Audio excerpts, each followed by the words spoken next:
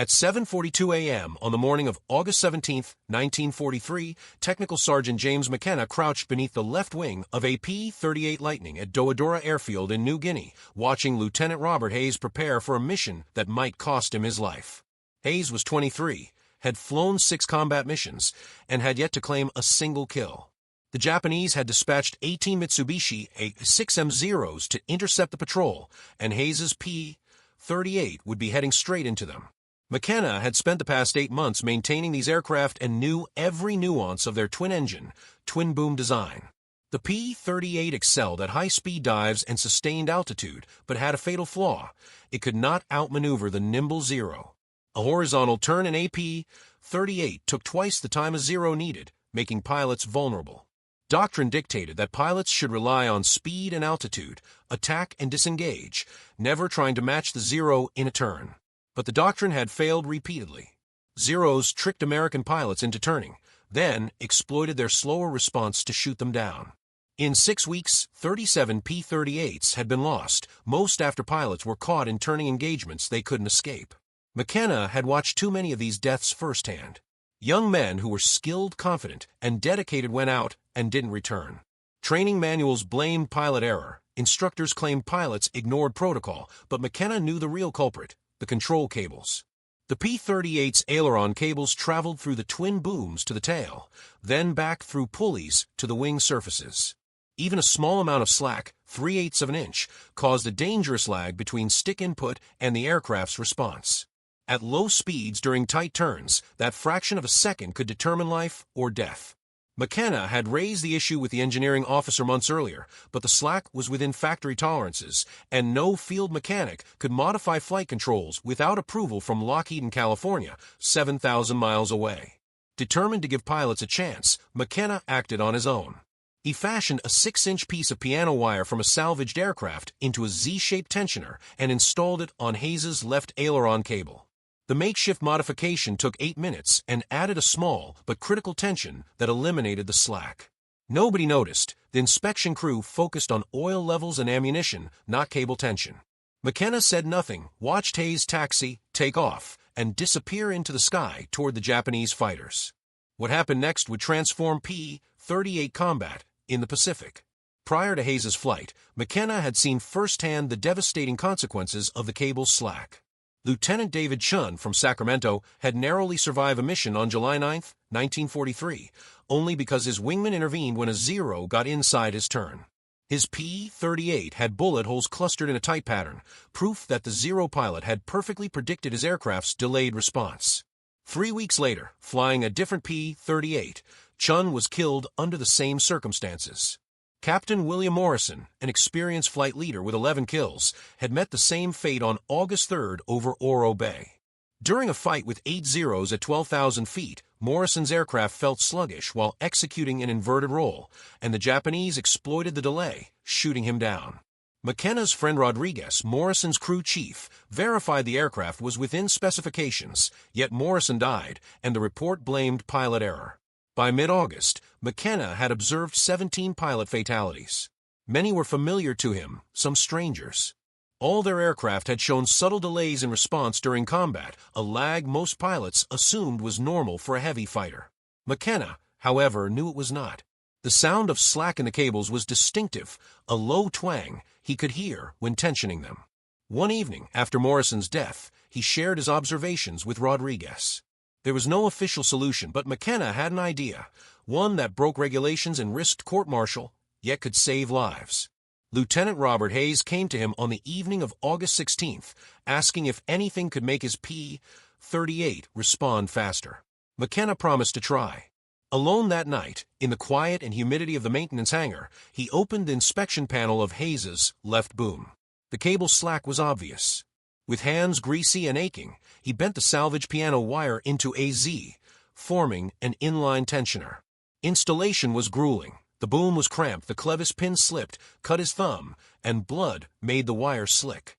8 minutes later, the tensioner was in place, and the cable moved without delay.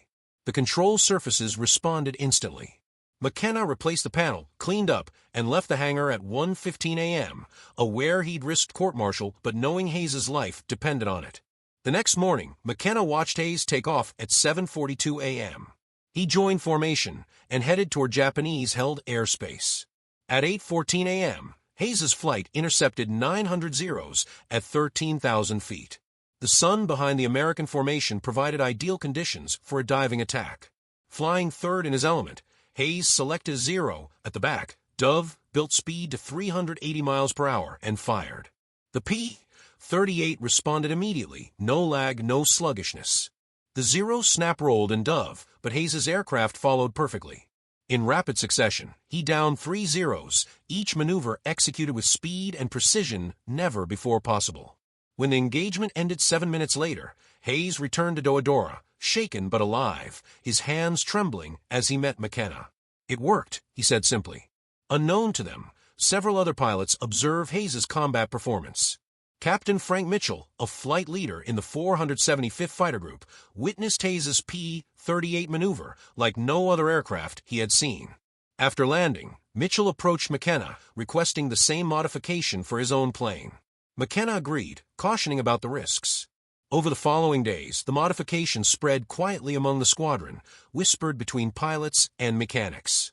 By August 20th, 9 aircraft had been altered. By early September, around 40.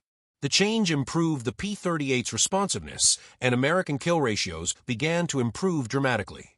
Lieutenant James Watkins, a crew chief in the 49th Fighter Group, implemented the tensioner on several planes, observing similar results. By mid-September, the effects of McKenna's ingenuity were evident in the air. Japanese pilots, long confident in their ability to outmaneuver American fighters, began reporting unexpected difficulties.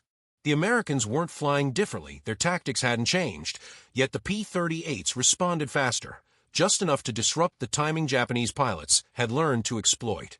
They examined wreckage from downed P-38s, found no obvious modifications, and were puzzled. The aircraft looked identical to those they had been fighting for months. Same engines, same armaments, no visual alterations. What they didn't realize was that the difference was hidden inside the left boom, a 6-inch piece of piano wire acting as a tensioner, invisible yet life-saving. The psychological effect on Japanese pilots was profound. For 2 years, Zeros had dominated turning fights in the Pacific. Pilots who had once attacked with confidence began to hesitate, unsure if their maneuvers would succeed. Some tried to adapt by avoiding turns with P-38s and relying on hit-and-run tactics, but this sacrificed their primary advantage, agility. Others became more aggressive, closing to shorter ranges before firing, but without the ability to outturn the enemy, these tactics often led to fatal results. Experienced Japanese pilots, using methods that had once been reliable, found themselves shot down. By the end of September, the 11th Air Fleet had lost 38 aircraft to P-38s, while American losses totaled 22. For the first time in the Pacific War, P-38s were achieving better than a 1-to-1 kill ratio against Zeros. Japanese command ordered pilots to avoid engaging P-38s unless they had overwhelming numerical superiority, signaling a major shift. The Zero was no longer the hunter but the hunted. Despite the profound impact, the modification never became official during the war.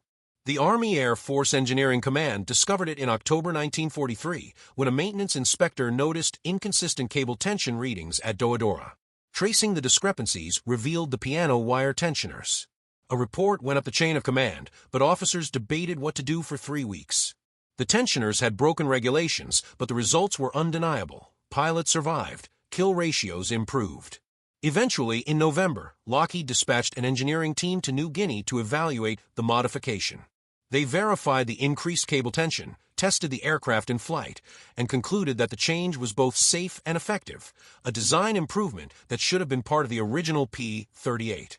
Lockheed incorporated a similar tensioning system into the P-38J model entering production in December 1943, but McKenna received no official recognition. Engineering reports attributed the improvement to technical analysis, not a sergeant's initiative, leaving his role undocumented. Lieutenant Robert Hayes survived the war, flying 63 combat missions and shooting down 11 Japanese aircraft.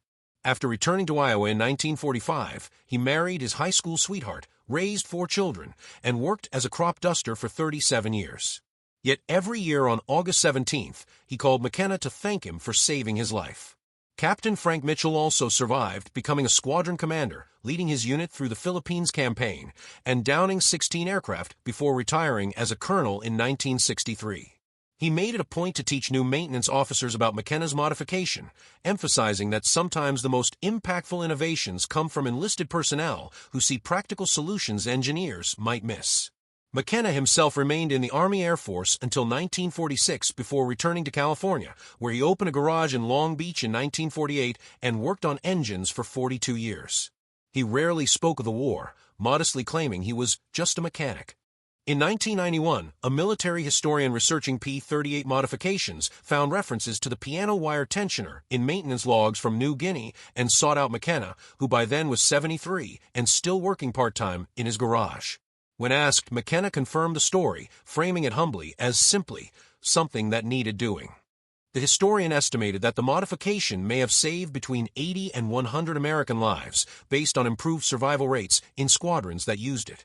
McKenna never tallied the exact number, remembering the pilots who returned, like Hayes and Mitchell, was enough. James McKenna passed away in 2006 at age 88 and was buried at Pacific View Memorial Park in California. His obituary noted his service as a World War II aircraft mechanic, but made no mention of the piano wire tensioner or how it altered the course of air combat in the Pacific. His Long Beach garage still exists under a different owner, and in the back office hangs a faded photograph of a young mechanic beside a P-38 Lightning, dated August 1943 in New Guinea, a quiet testament to the unheralded innovation that saved lives. The story of McKenna's modification underscores how wartime innovation often occurs, not through official channels or committees, but through the ingenuity and courage of individuals who see a problem, devise a solution, and act decisively to protect others. His piano wire tensioner transformed the Pacific Air War, reversed kill ratios, and preserved the lives of dozens of pilots, yet McKenna remained unsung. It is a reminder that in history, the quiet acts of problem solvers, those who operate without fanfare, can have consequences as significant as any strategic decision or technological breakthrough.